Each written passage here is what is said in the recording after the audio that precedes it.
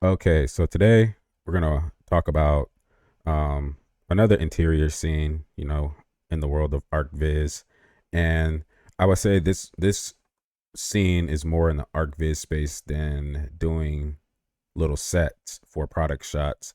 So this scene here is more of a full floor plan that I built out a couple years ago. I've had this file for a long time. However, it was not in Blender. It was in 3D Studio Max, and it was a different type of interior. So, being that I've been picking up Blender, I've been taking the scene and um, cleaning it, converting it into a Blender scene, and kind of giving this scene new life, adding new elements, rebuilding a lot of different things in the scene. So I'm just gonna walk you guys through this scene, just kind of show you my progress on how I approach interior shots and just everything. So it's gonna be very high level. I'm not gonna get into a lot of details since the scene is already built out. There's nothing really to build. I could say it's still a work in progress. I could do a lot more to this, but it's at a good point where I've posted some images on social media, just to share some progress. And so let's go through it real quick. So starting out, I have a couple shots, as I mentioned before. I believe it's a lot easier to have one camera and then just animate that camera with keyframes. So that's the process I'm using here. So I have a couple frames, and I'm using a 1080 by 1920 shot here for Instagram stories and other social media platforms if I so choose to post them on there. So this is the first shot. I'm just doing a close up of the this pendant light here that's in the kitchen. As you can see in the floor plan, it's sitting over an island.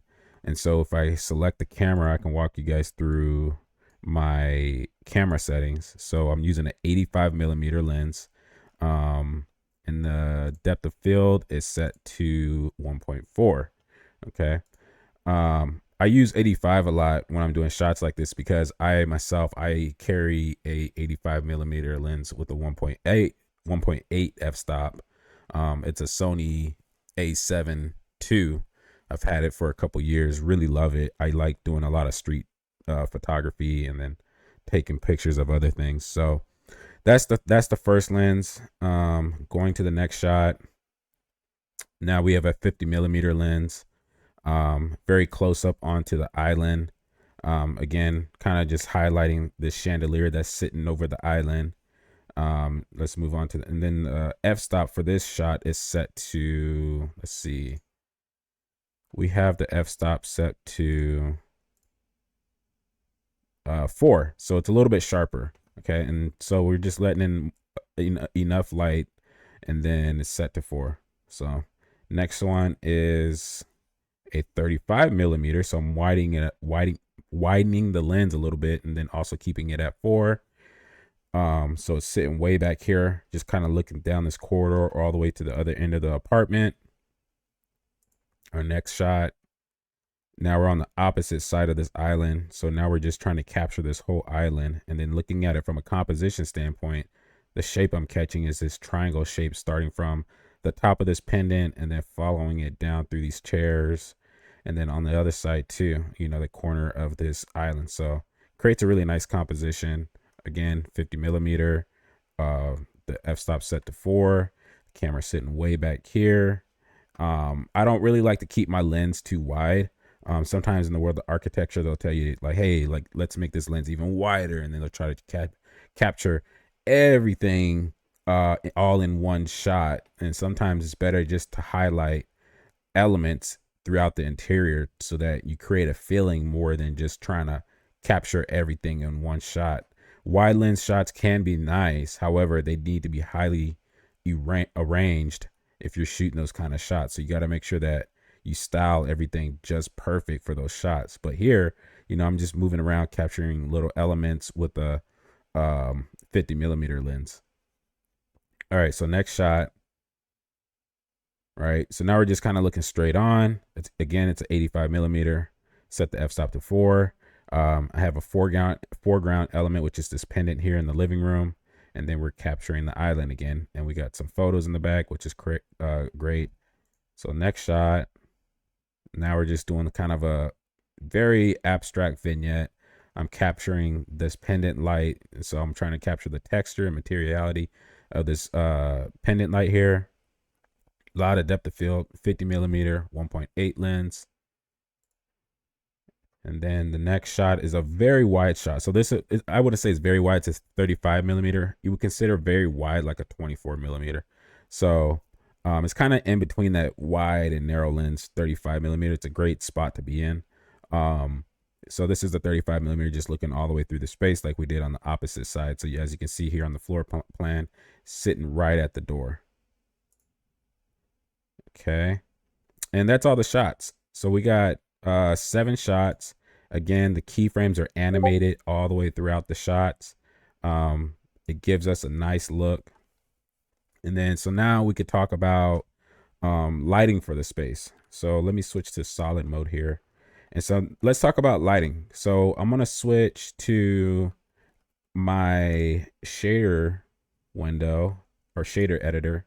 So we'll go here and then I'll set this to world. And so I've walked you guys through this before in terms of talking about how I set up my lighting. So again, for a scene like this, I'm using an HDRI material or map, sorry. So for this scene, we're using an HDRI. As you can tell, this HDRI is pretty warm. It also has sunlight coming through. It's a very soft sunlight.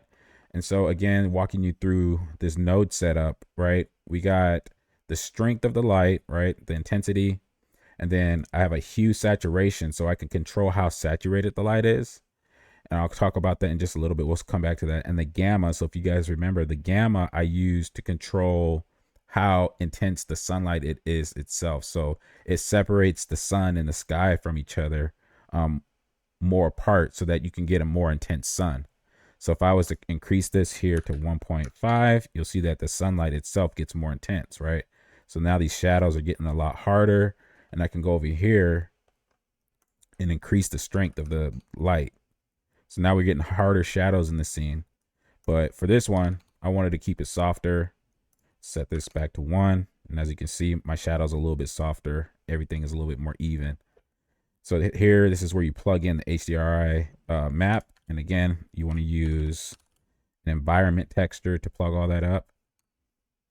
So you want to use an environment so that you get the proper setup for your HDRI. And then also pressing Control T by using via Node Wrangler so that you can get mapping coordinates. And as you can see here, it's turned yellow. And the reason being is because for every shot, I animated my HDRI. So every shot, I'm sitting here tweaking the rotation of my sky for each shot so that it's specific to each shot. So as you can see, they're all keyframed,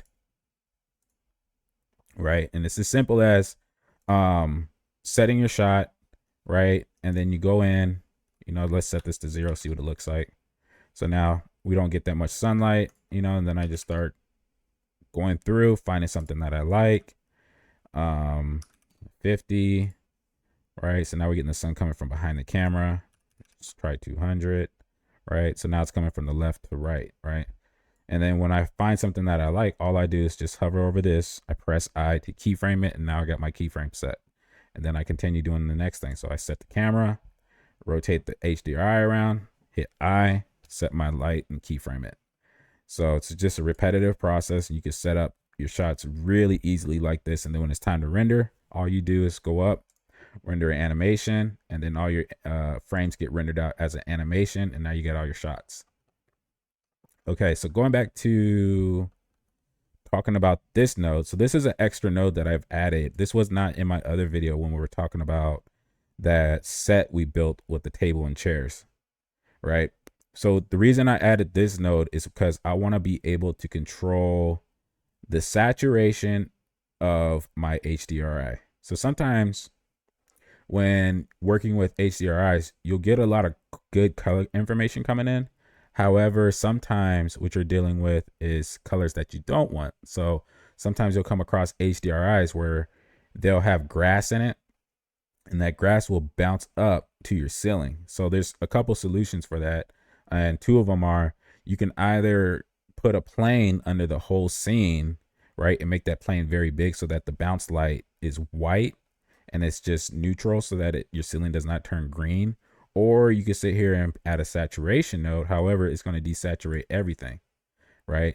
But this can be a look also. A lot of times when you're dealing with interior shots or product photography, furniture, sometimes you want to keep your colors neutral. However, the light that you got is a great light, right? Again, these HDRI images provide a lot of information when it comes to color and reflections and having some kind of context outside of the frame for your shots.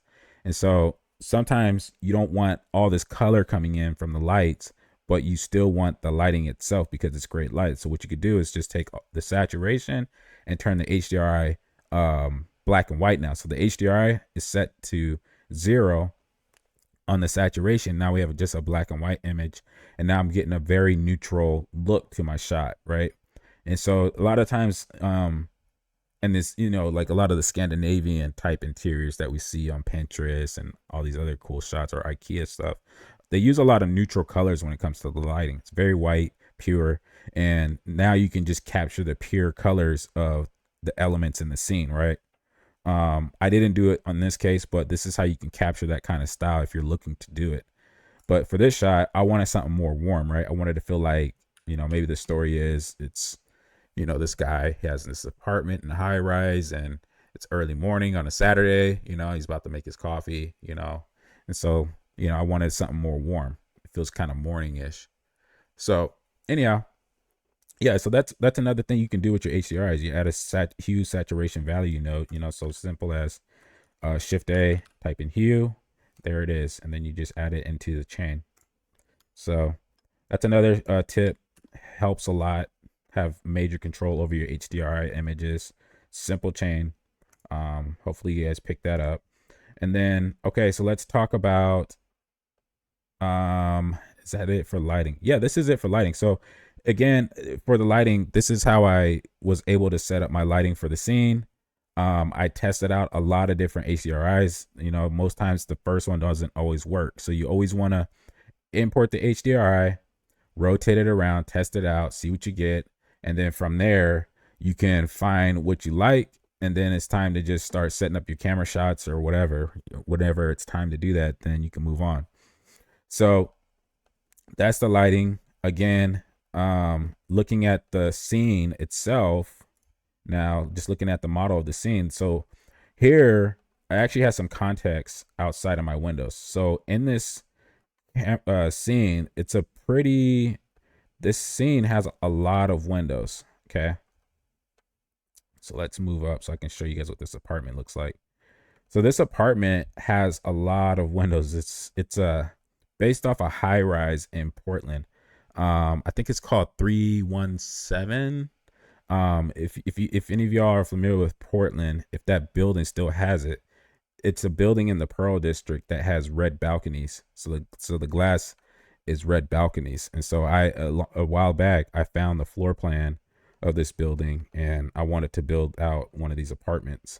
And so this is the apartment that we're talking about. And that balcony's out this way. I didn't make it the red balconies, but the balconies is out this way. And then, so this space has a lot of windows. So again, I mentioned his name before, a guy by the name of Johannes. He's a 3D Studio Max artist who uses F-Storm. Again, you could check his work out at viz.guru. There's another company also where he was in partnership with another guy called Elusive Images, and they do some great work in F-Storm and 3D Studio Max. So anyway, I have this model from some of his stuff in one of his courses that he had a long time ago. And I'm just reusing this element to create some kind of context out the window. I don't want to just have a white context. So this is creating the context outside of the window so that, as we have these different shots, right? So for example, the first shot, we're getting that context, here and beyond. All right.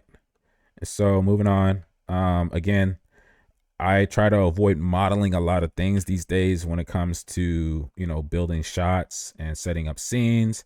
There's so much information out there in terms of models that you can grab from a lot of different sites. And so I have a pretty large library myself from just over the years of working in this industry where, I have a lot of models that I can grab from. And then there's also a lot of new models. So some of these models are from Johannes. Some of these models are from polygon.com.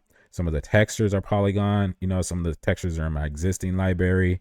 So here's a Polygon model right here. These plants are from Polygon. These are just free assets that you can use.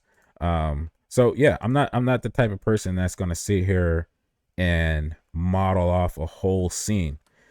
I model what needs to be modeled and then I move on, because my goal is not to be a modeler. My goal is to be a CG artist that's creating images. I like to create images. And so I take advantage of a lot of existing items out there to create compositions and illustrations and images and renderings. So that's my approach. So like this counter, I modeled this counter, right? Simple counter. Kitchen was modeled too. Took the counter and looked up some items on Pinterest, found something that I like, and then I proceeded to model the kitchen counter, this island, I should call it actually. The picture frames I modeled myself too. Very simple shapes, right? And it's just a template that I have a model saved, so I can always import it, change the image out on it, and then move on from there. The trim, I can't remember where I got this trim from, but there's a trim. I know I imported it, laid it out, extruded it everywhere across the apartment, and moved on. The windows, I looked up references. I've had these windows for a very long time, right? And so I make use of everything that I have. I try to save a lot of assets that I have in my library so that I can reuse stuff and save time. This is how you can iterate and build things a lot faster versus, you're trying to be this super great generalist, but you're trying to do everything from scratch. That's just too much. We all have so much time in our days. And so, if you want to be a modeler, that's a different story. Now that's a whole nother story. Like originally when I started, I wanted to be a character modeler. So that's a whole nother story. So yeah, it's important that I know how to model everything, model a lot of different types of things, but that's not the case these days. So I know I'm rambling a lot, but I just a lot of years in this stuff. But anyhow, moving on, textures. The textures are pretty simple. I'll probably talk about this. I've used this texture in my other scene, so you guys have seen that one. This marble texture here is a good texture to talk about. So we'll switch over to my shader editor. And then object. Okay, so this one's pretty simple. So simple texture map. And then just the important part, if you know a lot about marble, translucency, right? So this has some subsurface scattering to it. I set it up, set this subsurface on, and then I changed all these to 1 so that I make sure it's white. Because again, like I explained in another video, if I change the radius, only one of them to 1, then now I have red color coming through. So this is RGB, red, green, blue. So you want to make sure that all of these are set to 1, so it's white and it's just pushing through the existing color on the base color. All right, and then from there I just started playing with the scale. So this is way too much translucency, and I ended up on 1 for my look. So I could have, looking at it now in this shot, I probably could have set it to like 0.1, but I'll just change it back to here for now. So that's that for that one. The backsplash is not a texture, it's actually modeled in. So we got the tile and then we got the backsplash. So this is a separate model, which is the glossy part, and then I put a plane on the back, and that's the grout for the tiles. All right, I'm gonna talk about one more material once it starts up. Okay, come on. Is it gonna load? Here it goes. Okay, last material I was gonna talk about was just this green material here. So this green material is a painted wood. So the way I approached this was I took an existing wood, which is probably this wood if I remember right. Took this wood, repurposed it, and then I took it off the base color, and instead I use a flat solid green color, and then I took the wood texture, plugged it into the roughness map so I can get some variation. So if we look, at this kind of at a glancing angle, you'll see it'll start to pick up some of that variation in the reflections of the wood. So that's how I approach this, these cabinets. So it's very subtle. It's not highly, how can I explain? It's not highly apparent, right? You want to very subtle. You don't want to create these, try to show off all the textures in a scene. You want to create subtleness in your scenes. Sometimes we'll try to overdo it, and then now it kind of looks fake. All right, last thing is the walls. So the walls is a gypboard type material. Gypboard is kind of what you see in your house, your walls. It's called gypboard is another term that you can use, or you got different types also, or plaster. Set the roughness to 0.4 so that it's picking up a little bit of reflection.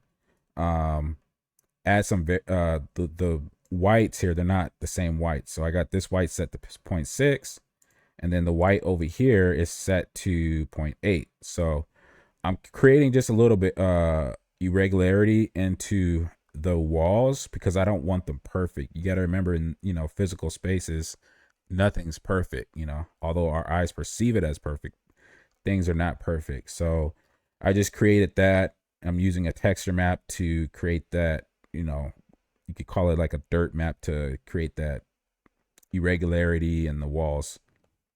And then it also has a bump map, and then that's it. So what else can we talk about when it comes to this scene?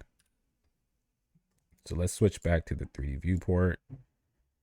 So yeah, I mean, there's not much to talk about. It was a model that I've been sitting on for a long time. I like to reuse it from time to time. Jumping into Blender, which has been a great journey. I wanted to repurpose the scene and see what I could build out. So yeah, I mean, it's just a quick walkthrough. I wanted to show you guys, you can build your own interiors, of course. Let me know if you have any questions in the comments, and I'll see you guys on the next one. Thanks.